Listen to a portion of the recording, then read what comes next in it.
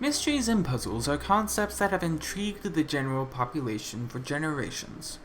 The concept of being presented with an unknown and poking at it until you uncover the solution is a very human experience. Despite this, mystery literature didn't begin to take hold in the cultural consciousness until around the early to mid 19th century. It was at that point when not only were literacy rates in Europe skyrocketing, but also we started to see the first detective positions be created in formal police forces in order to handle the influx of crimes that was occurring due to Europe rapidly urbanizing. These two events sparked the imagination and naturally caused the creation of early crime literature.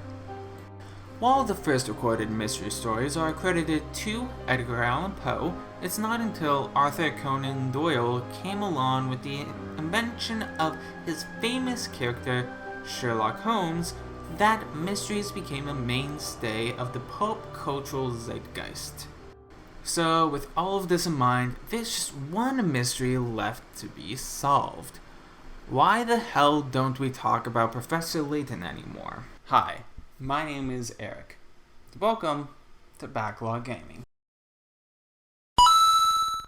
the show where I take you guys through my own backlog or just give you games for your own backlog. And today we're going to be talking about Professor Layton and the Unwound Future. Professor Layton and the Unwound Future is the third game of the Professor Layton franchise and the conclusion to the original trilogy of Layton video games. Professor Layton is the flagship franchise of Level 5 Inc., a second-party developer that works very closely with Nintendo, whom nowadays might be more well-known for Yokai Watch. So, why am I only talking about the third game in the trilogy? I just really like this one. Unwound Future is a beautiful game that I would recommend to anyone, but even though I will keep story spoilers to a minimum, I would suggest you play the previous two games in the franchise first, Professor Layton and the Curious Village, and Professor Layton and the Diabolical Box, as this game does build off of their stories.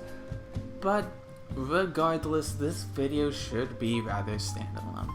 So, let's jump into it, shall we?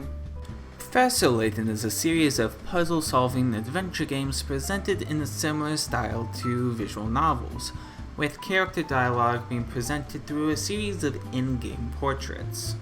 The games were released exclusively through the Nintendo DS. This is Nintendo DS.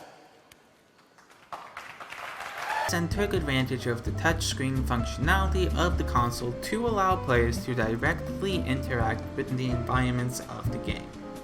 Traversal through the worlds of Layton is primarily done through a point-and-click system, and the physical buttons on the Nintendo DS are rarely used, if at all.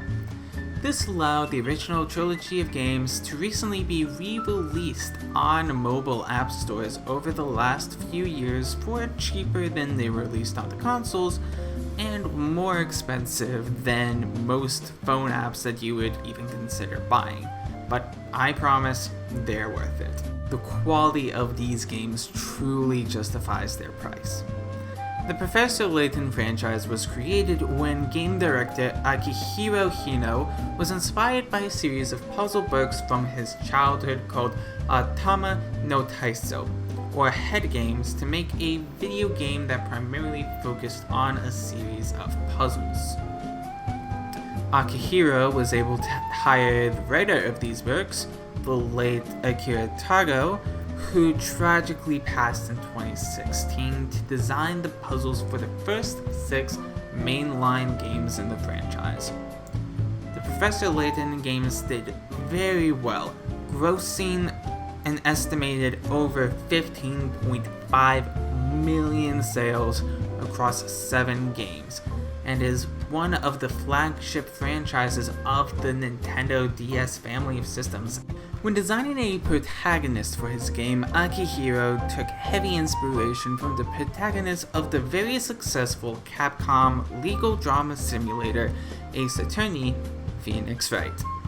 Uncoincidentally, Phoenix and Layton would eventually cross paths in an out-of-continuity crossover game simply titled Professor Layton vs. Phoenix Wright. What resulted was Herschel Layton, a very serious professor of archaeological studies, and to bring in a little bit more youthful energy and balance out the humor and tone of the games, the professor was accompanied by Luke Triton, a curious young boy with a witty attitude and a love for animals that would become the professor's apprentice.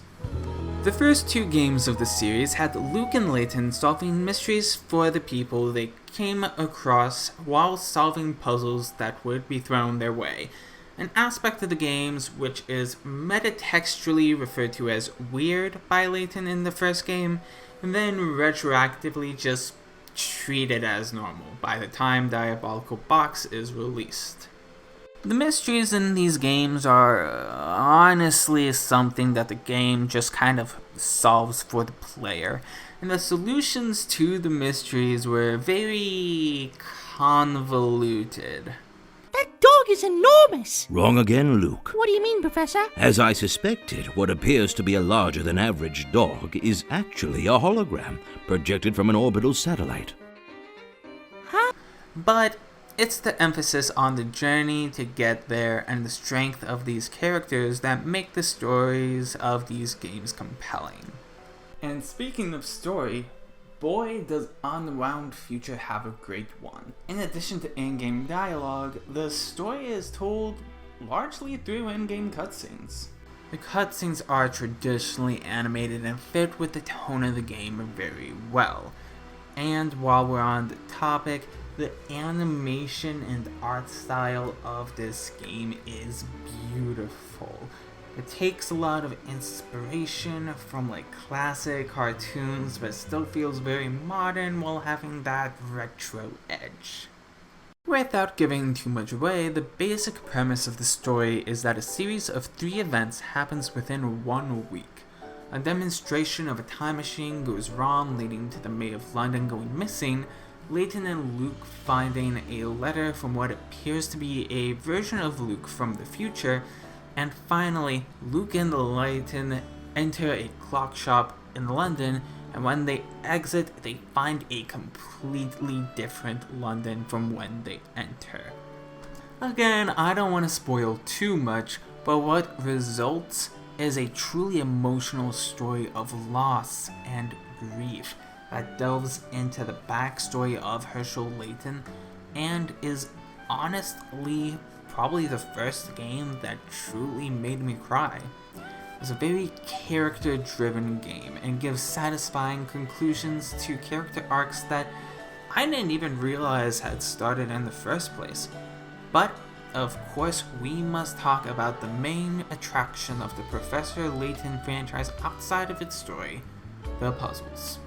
Each puzzle is assigned a number of picarats, a unit used by the game to convey puzzle difficulty and act as your score throughout the playthrough. The more times that you fail a puzzle and try again, There we go. Frankly, I'm ashamed. the lower your picarat score goes, and the less you're able to unlock once you've completed the story and ventured into the extras. If you're stuck on a puzzle, you can always find hint coins, a curious collectible that you can find throughout the backgrounds of the various locations Layton journeys to just by tapping on your screen. And some of these hint coins will be in rather... Look, Professor, I found a hit coin. Luke, what the are you doing on the moon? peculiar situations. In terms of the puzzles themselves, there's a good mix of logical, pattern solving, and maths puzzles. And sometimes you'll just be staring at a puzzle for a little while and then it hits you and you instantly have the right answer. That should do it.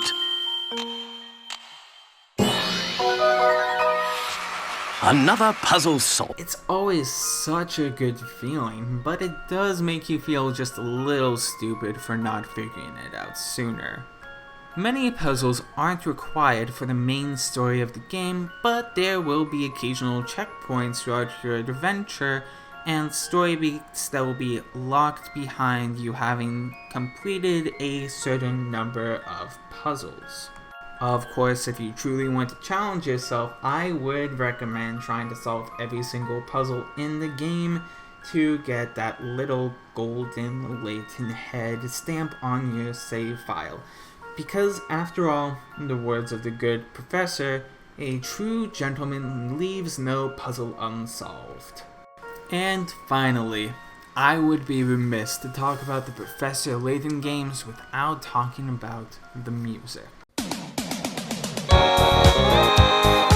The score for the Professor Layton franchise is composed by Tomohito Nishira. Throughout the original trilogy of Layton games, Nishira composed a very orchestral soundtrack full of strings and percussion that really gives an atmospheric touch to the franchise. And the music in Unwound Future is the most epic out of the entire original trilogy. And the entire franchise has a great soundtrack that I'd recommend listening to even if you don't get around to playing the games themselves. I've definitely listened to my fair share of these compilation videos on YouTube while working on this video. Just be careful about this video in particular, because